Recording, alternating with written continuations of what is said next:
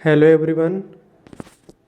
कक्षा 12वीं के ऑनलाइन कक्षा में आप सभी बच्चों का स्वागत है।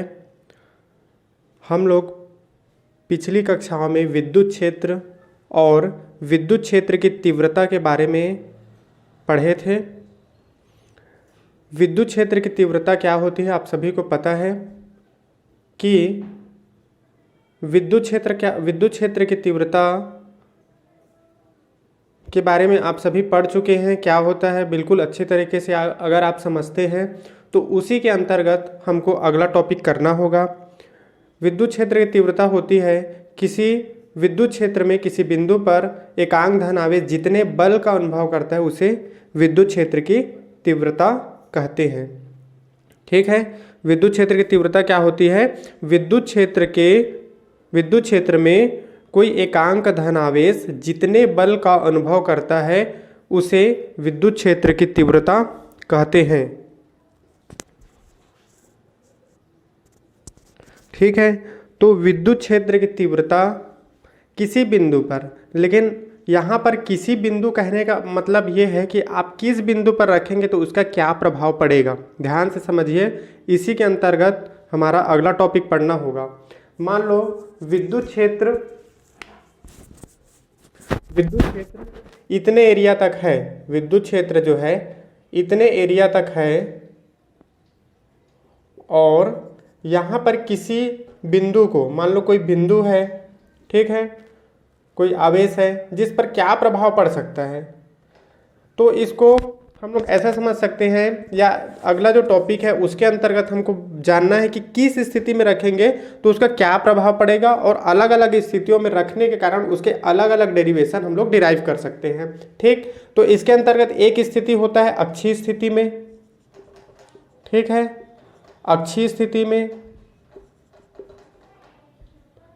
स्थिति में देखो, कहने का मतलब है, इसको पहले समझ लीजिए कि मैं किसी बिंदु को या तो यहाँ पर रखूँ तो उसका अलग इफेक्ट होगा, इस बिंदु पर रखूँ या इस पोजीशन पर रखूँ तो अलग इफेक्ट होगा, इस पोजीशन पर रखूँ तो अलग इफेक्ट होगा, इस पोजीशन पर रखूँ तो अलग इफेक्ट होगा। ठीक, तो इस प्रकार से, तो जब हम अलग अलग बिंदु पर रखते हैं तो उसका अलग अलग प्रभाव पड़ता है। इसके प्रभाव को हम लोग अध्ययन दो प्रकार से कर सकते हैं, पहला अक्षीय स्थिति और दूसरा होता है निरक्षीय स्थिति। ठीक है, अक्षीय स्थिति और दूसरा निरक्षीय स्थिति। अब इसमें देखिए, एक तो हमने पढ़ लिया कि अक्षीय स्थिति मतलब अक्ष में रखना, और दूसरा निरक्षीय स्थिति उसके जस्ट परपेंडिकुलर रखना, ठीक है, लंबवत रखना, और तीसरा होता है सामान्य स्थिति। ठीक है, ये सामान्य स्थिति की आवश्यकता हमें क्यों पड़ी कि हमने अक्ष में रखा तो उसके लिए फॉर्मूला डिराइव कर लिया, उसके परपेंडिकुलर रखा, निरक्षीय स्थिति में रखा तो उसके लिए हमने फॉर्मूला डिराइव कर लिया।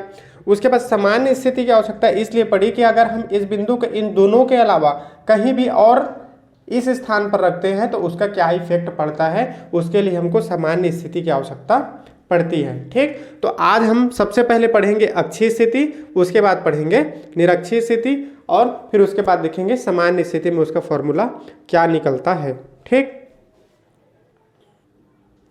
है, तो पहला है हमारा अक्षीय स्थिति, जिसे इंग्लिश में बोला जाता है एंड ऑन पोजीशन। ठीक, सबसे पहले तो आप इसका जो चित्र है उसे आप बहुत ध्यान से समझिए। अगर आप चित्र समझ लेते हैं तो आपको आगे डेरिवेशन बनाने में कोई भी प्रॉब्लम नहीं होगी, और यदि आप चित्र नहीं समझ पाते हैं तो आगे आप जब निरक्षीय स्थिति या फिर सामान्य स्थिति जब बनाएंगे तो आपको वहाँ पर प्रॉब्लम हो सकती है। इसलिए सबसे पहला चीज़ है कि आप जो चित्र है उसको ध्यान से समझें। और वैसे भी इस फिजिक्स ऐसा चीज़ है जिसमें आपको सबसे पहले चित्र को ध्यानपूर्वक समझना चाहिए। ठीक, तो अक्षीय स्थिति, तो मान लो द्विध्रुव के बारे में पढ़े हैं। डाइपोल क्या होता है? द्विध्रुव। ठीक है, तो मान लो कोई द्विध्रुव, जो कोई आवेश यदि अल्प दूरी पर रखी जाती है तो उसे हम लोग क्या कहते हैं? द्विध्रुव कहते हैं। ठीक है, तो इसमें देखो, मान लो कोई द्विध्रुव है ए व बी, कोई द्विध्रुव है ए व बी जिस पर प्लस क्यू एवं माइनस क्यू आवेश स्थित है। ठीक, कोई द्विध्रुव है, इस पर पहले पे क्या है प्लस क्यू आवेश है, दूसरे पे क्या है माइनस क्यू आवेश है, और इन दोनों के बीच की दूरी क्या है, हमेशा हम क्या लेते हैं, चुंबक के लिए प्रभावी लंबाई क्या लेते हैं 2L, और विद्युत क्षेत्र के लिए हम लोग प्रभावी लंबाई ना बोलकर सीधा ये बोलते हैं कि इन दोनों के बीच की दूरी क्या है 2L है। तो यहाँ पर आप बना सकते हैं इन दोनों के बीच की दूरी 2L। ठीक, दोनों के बीच की दूरी क्या है 2L, और इनका मध्य बिंदु क्या है O है। आई बात समझ में? चित्र को ध्यान से समझ लीजिए।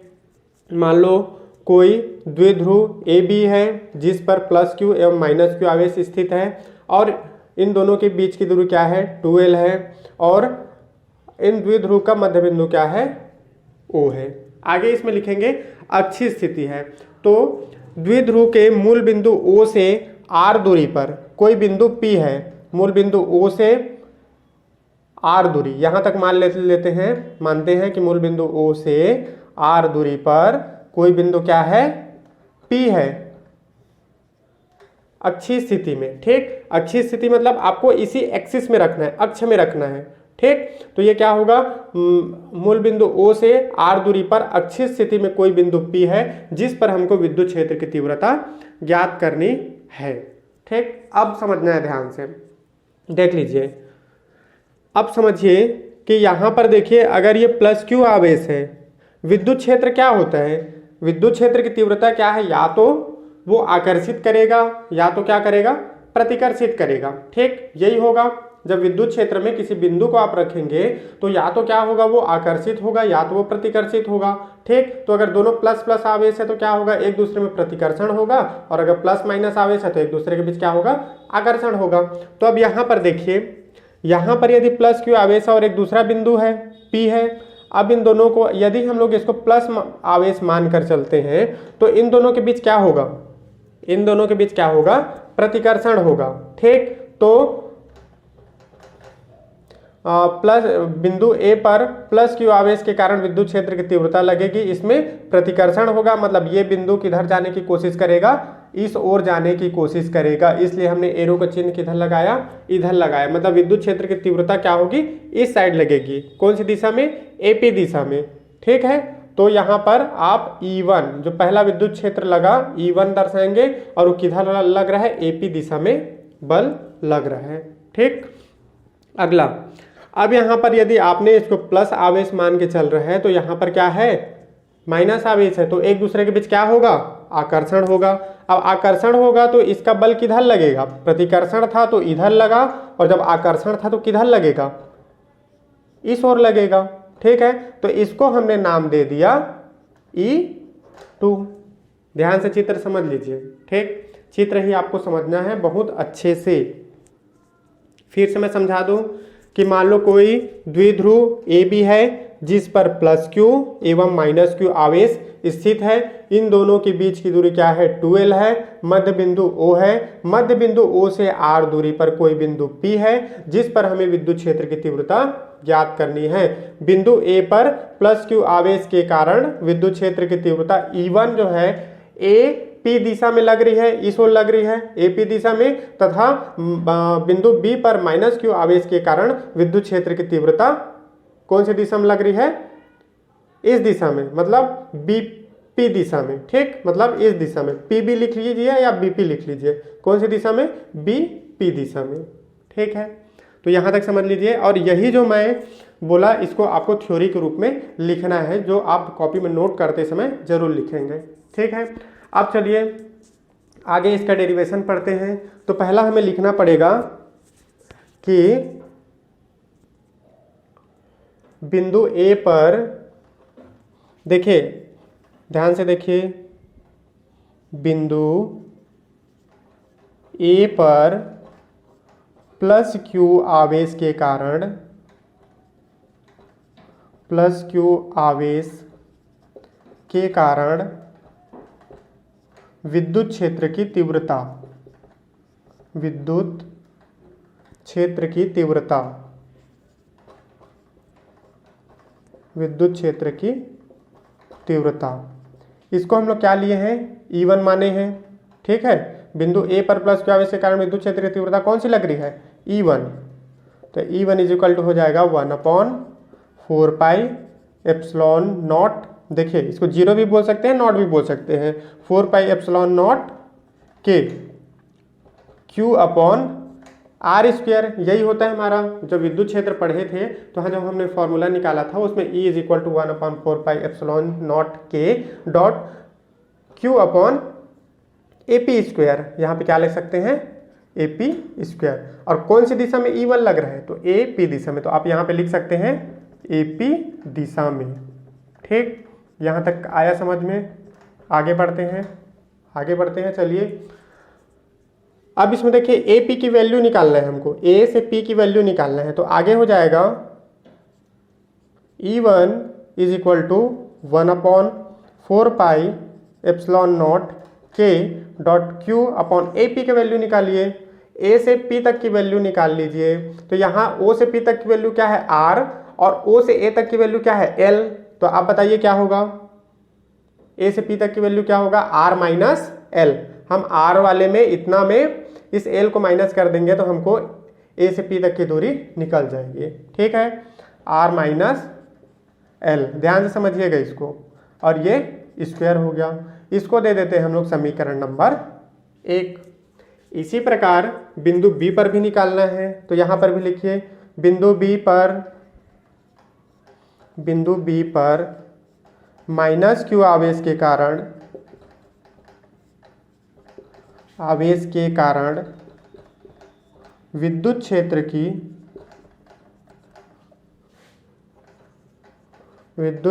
की तीव्रता, इसको क्या चीज से दर्शाएंगे, E2 से दर्शाएंगे।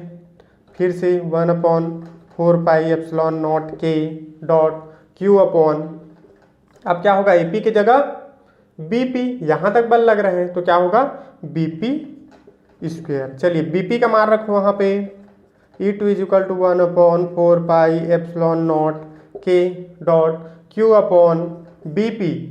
B का अब यहाँ तक की वैल्यू क्या है R है, प्लस यहाँ तक की वैल्यू क्या है L है। तो क्या हो जाएगा इस बार R माइनस L नहीं होगा, इस बार क्या होगा R प्लस L होगा का वर्ग। ये समीकरण नंबर 2।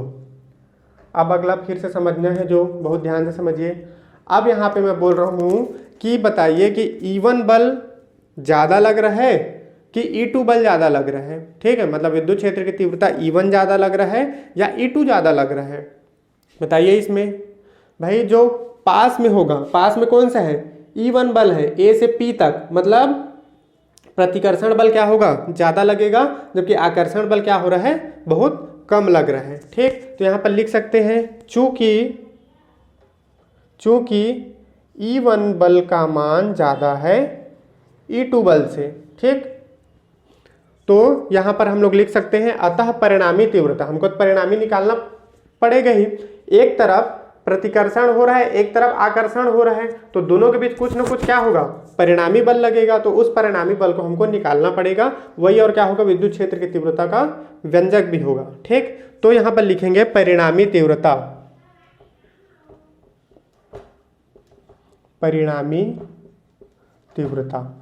तो परिणामी तीव्रता को इस बार हम लोग किससे दर्शाएंगे, E से। ठीक है, बड़ा कौन सा है, E1, इसलिए E1 वाले में E2 को माइनस कर देंगे। भाई जो जिसमें ज़्यादा बल लग रहा है उसको हम लोग कम वाले बल को माइनस कर देंगे, तो उसका हमको परिणामी निकल जाएगा। आई बात समझ में?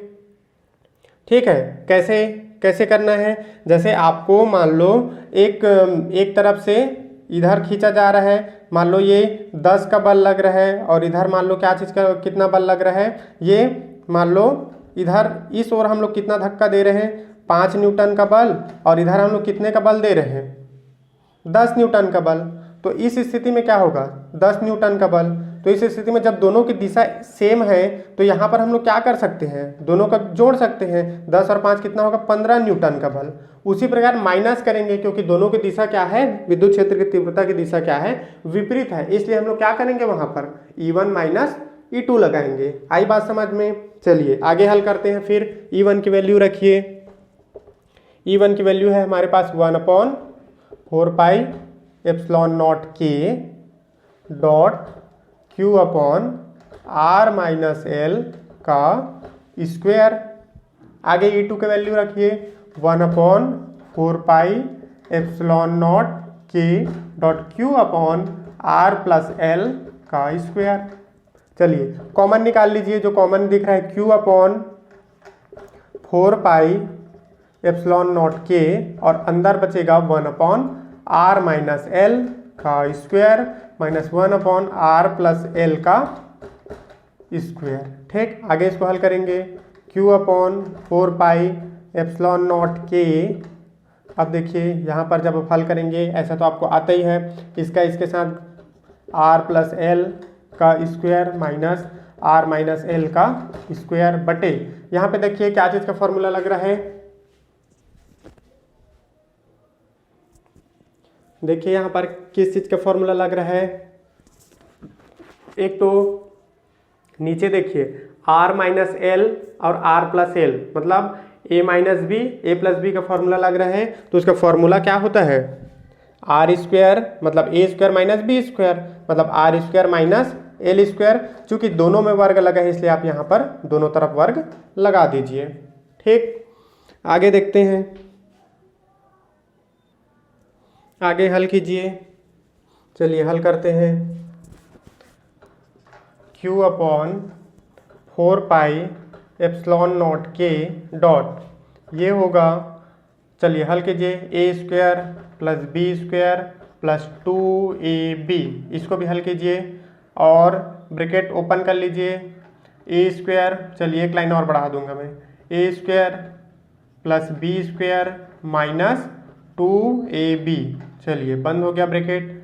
नीचे क्या होगा, R square minus L square का होल स्क्वायर। चलिए ब्रैकेट इस बार ओपन कर लीजिए।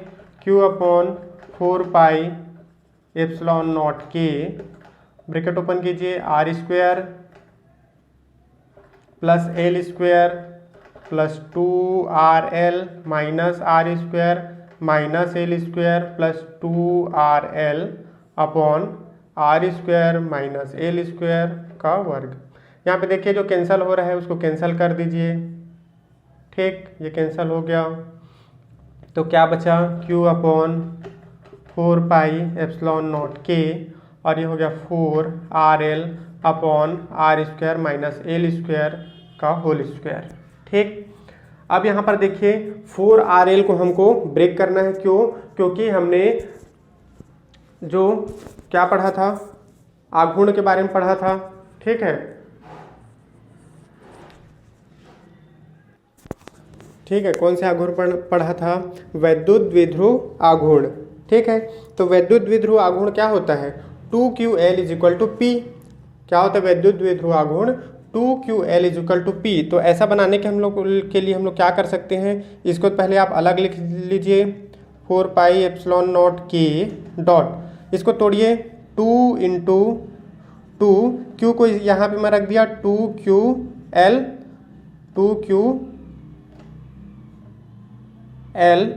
डॉट, ये हो गया R हमारे पास अलग से बचा हुआ है और यहाँ पे हो गया R square minus L square का होल स्क्वायर। ठीक, अब 2QL क्या होता है, यहाँ पे चूंकि करके लिख लीजिएगा, चूंकि 2QL वैद्युत द्विध्रुव आघूर्ण 2QL is equal to P।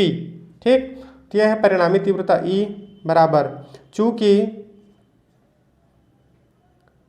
वैद्युत द्विध्रुव आघूर्ण P is equal to 2QL। यहां तक नोट कीजिए, आगे फिर देखेंगे।